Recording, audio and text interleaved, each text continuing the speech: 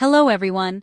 Today we will explore an exciting emerging field called quantum natural language processing, or QNLP. It combines quantum computing with natural language processing to potentially process language in fundamentally new and powerful ways. Natural language processing, or NLP, enables computers to understand human language.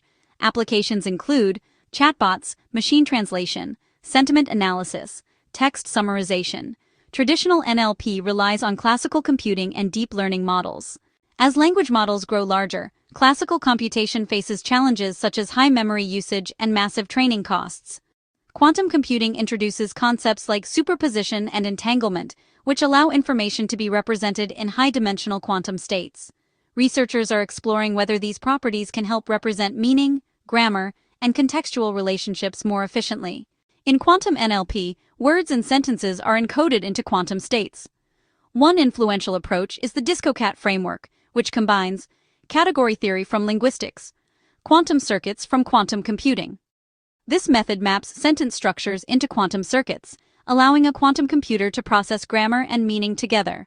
Some experimental implementations are being studied on quantum simulators and early quantum hardware.